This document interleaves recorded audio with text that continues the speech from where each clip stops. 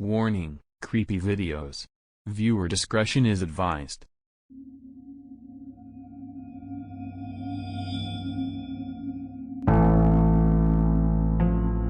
Posted by Max-Voynich. Our story is called I Get Buried Alive for a Living. Something Else Is Down There. Part 2. I get home, and for a moment, everything blurs. I hyperventilate, pull my hair and bite my lip and pace up and down my tiny box room. I sit on the edge of my mattress, look around my room. It's a state you'd be forgiven for mistaking it for a crack den. I mean, not too long ago, a couple years maybe, it was.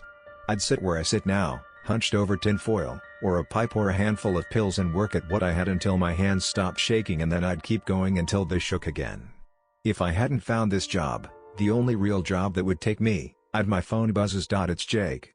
Look, he says, whatever the fuck you pulled today, whatever you've got going on, cut it out. That wasn't funny.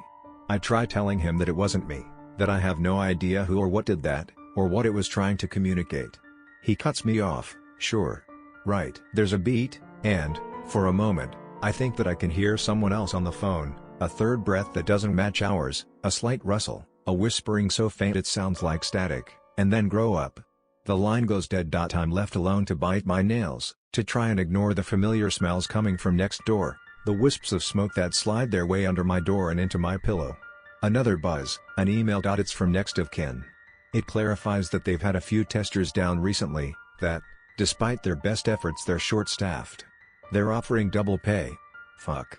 Part of me so desperately never wants to go back down, wants to stay away from whatever it is down there, but a few weeks of double pay and I could move out. I could settle some debts, with some people who are running pretty thin on patience. I think about the noises it made, the half-singing, the rasping, the sound of its nails against the wood which suddenly felt so thin. I can't sleep much, and the stretches I do snatch are filled with vague dreams, skinless hands under my mattress, men with worms for faces, the weight of the earth above. I'm told in the morning I'll be working with a different crew, that Jake's called in sick. Shit. I think he's avoiding me. I send him a quick text, trying to smooth things over. There's no reply. I've never seen the crew before, one large man who seems perpetually wet with sweat, and a smaller figure. I can't make out much about them.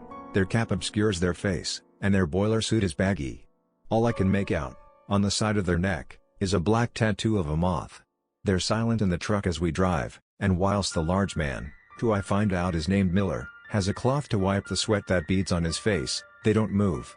I'm trying to talk myself into it, to convince myself that this isn't insane, but the sounds it made, and the frenzied way the words were carved make my chest hurt.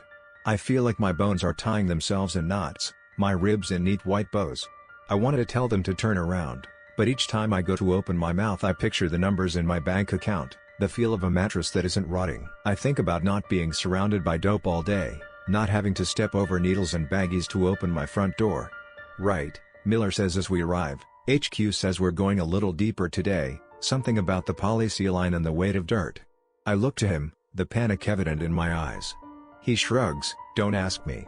I sit in the coffin, chaining cigarettes, well aware that this is my last chance to bail, that as soon as that lid's closed there's no way of getting out until they dig all the dirt they've shoveled on top of me back off.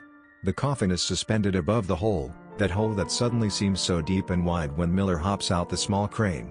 He shouts something about needing a piss, and I can see him walk a little way to go behind the truck. The other crew member takes their chance. They walk towards me and stop. The coffin suspended at roughly their chest height, and I can make out their features, gaunt, waif-like. The sides of their head are shaved to a close stubble, and there are purple hollows under each eye. They look at me for a moment, as if making some calculation in their head, before dropping a small bag next to me. When they speak it's hushed, and quickly. Follow the moth. You'll hear it against the glass. Buzz once you're down. They know you dreamed. There's a pause, and they look over their shoulder. Miller is coming back this way. They turn to me one last time. Wish there was more time. A beat. An expression crosses their face. Sadness? Regret? Sorry. And with that, they're gone, and Miller calls out. I nod and close the lid. It takes longer than usual to reach the bottom, and each second is agonizing. Part of my body knows what's happening, that I'm getting further and further away from the surface, and I can feel my mind become slippery. I want so desperately to press the button, to get out as quickly as possible, but I've got to at least wait for them to cover the top with dirt. I use a lighter to examine the things that were thrown in. A small, handheld two-way radio. A glow stick. And, strangest of all, a jar with a moth inside. The moth stays still even when it sees the flame of my lighter, and I begin to wonder if this is a prank. If Jake has told someone and they've orchestrated this to terrify me even further, but there was something about the way they said sorry. They meant it. Once I hear the sound of dirt being shoveled grow fainter, I run through the checklist to distract myself. Sides, the top, the knee test. It works, at least, for a while, and the process of carrying out basic actions calms me a little. I don't try the radio, figure that if I get in a pinch I can, but for now I'm just here to do my job. That is, until I hear the sound. There's something different about it, this time, I think. It's further away, but as a precaution, I hit the button anyway. I figure they're pretty much done heaping dirt on top of me, and it gives me time to carry out the rest of the checklist before whatever it is gets as close as it did last time. The radio buzzes, not yet. What the fuck do they mean not yet? I grab it and press the button on the side. Now, I say, get me the fuck out. Now. There's a moment of silence, and then it buzzes again. Sorry. Not yet. I start swearing, and every time I shout it sends a fresh wave of anxiety through me, makes my pulse quicken, my mouth drier. I tell them that they need to get me out right now, that they have to, that if they don't they'll lose their jobs and more. I call them every name under the sun. I hammer the button until my hand hurts. Nothing. And, growing closer, the noise. Except, now I can tell why it's different. I can tell what's changed. There are more of them.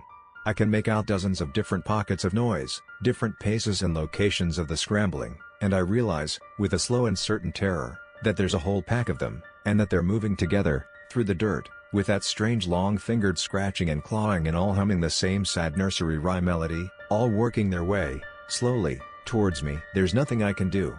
There is nowhere I can go to. There is just the darkness of the coffin and the knowledge of all the earth above. I want to scream but I feel that would give my position away, and holding myself back takes genuine effort, straining my chest to stop my lungs from bursting out, putting my hand over my mouth and holding it tight so that not a single noise escapes, and all I want so desperately is to scream and bang the coffin and plead to get let out, but I can't make a single noise. They grow closer. The melody swells. I'm mute with terror, my breathing shallow. They are getting closer and closer. I imagine the long fingers pulling and spasming their way through the dirt, through the rocks and through the roots and towards me, and then comes the sound that I was dreading. Tap tap tap. As if confirming to the rest that this is really it, not just a stone, or a dead tree. And then more tap tap tap.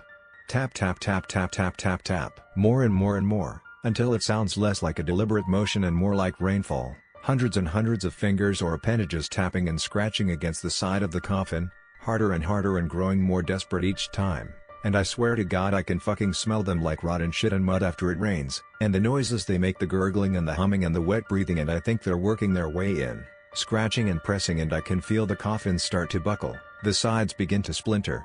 I think about what their mouths look like, feel like on me. The coffin must have shrunk, I think. I can't move. I can't even shift my body away from the side they're so desperately trying to force open. All I can do is lie in the darkness and smell them and shake. My muscles begin to cramp. My cheeks feel wet and warm, and I realize that I'm now taking huge gulps of air, and my chest is heaving, and I hear the splintering grow in cold air on my leg, and I'm sure that they're through, that they've torn their way through finally, and it all happened so quickly. The earth shakes. I feel the sensation of falling. I roll over myself, hit my head on the lid of the coffin, and my vision flashes white for a moment. There is a bang, and it's still. I'm working on instinct. I kick the lid, and to my surprise, it flies open. They must not have locked it. I try to see where I came from, what just happened, but my lighter barely illuminate anything around me. On my knees, I search for what I dropped. I crack the glow stick. It sounds like the snapping of a wishbone. Red light covers the walls, makes the wet stones look like tumors. Shit, why did it have to be red?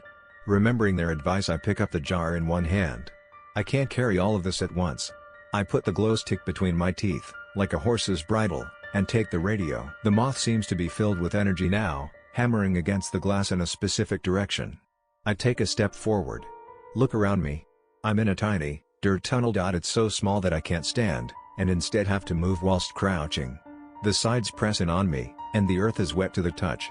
The red light of the glow stick gives the impression of a throat, as if the walls are ever so slightly pulsing, contracting around me.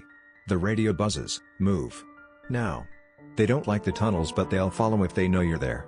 They're listening. I'm holding my breath. The world around me seems to hold its breath too. I start to crouch walk in the direction the moth's flying in.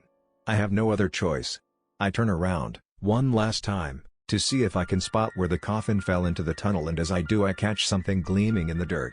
There, exposed in the tunnel wall, is an eye. It's pinned open, pale and wide, and the pupil seems to swallow the light.